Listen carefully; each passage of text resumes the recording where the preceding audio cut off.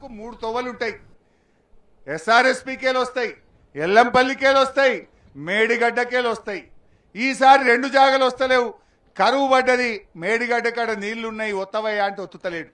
నిన్న ఉత్తమ్ కుమార్ రెడ్డి అంటుండు 16,000 పోతున్నాయి, ఏడకేలు ఎత్తాలి అంటుండు.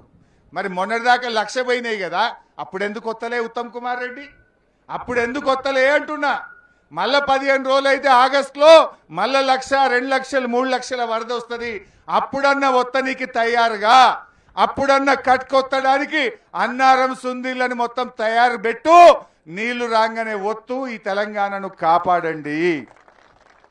రేపు ఎల్లంపల్లిలో నీళ్లు లేకపోతే ఎన్టీపీసీలో కరెంట్ ఉత్పత్తి ఆగిపోతుంది. సింగరేణి థర్మల్ పవర్ ప్లాంట్లో కరెంట్ ఆగిపోతుంది.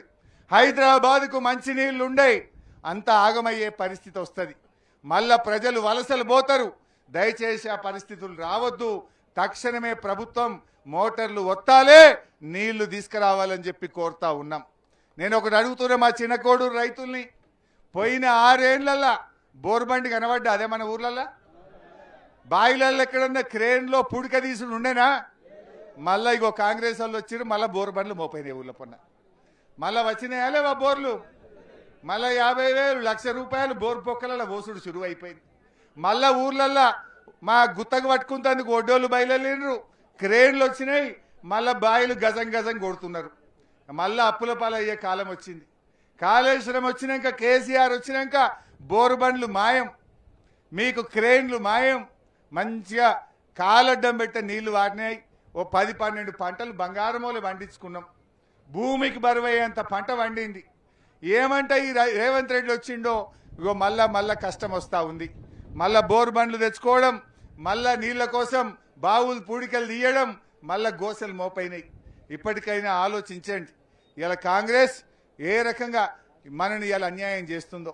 ఆనాడు కేసీఆర్ గారు రైతుల పాలిట ఆయన ఆపద్బాంధవుడుగా కేసీఆర్ గారు నిలిచిండు. ఆనాడు కేసీఆర్ 24 గంటల కరెంట్ ఇచ్చింది కేసీఆర్, రైతు బంధు పెట్టింది కేసీఆర్, రైతు బీమా పెట్టింది కేసీఆర్, 24 గంటల కరెంట్ ఇచ్చింది కేసీఆర్, ఎరువులు ఇచ్చింది కేసీఆర్, కాళేశ్వరం నీళ్లు ఇచ్చింది కేసీఆర్. రేవంత్ రెడ్డి వచ్చిండు, అన్ని పోయినాయి ఒక్కటొక్కటి.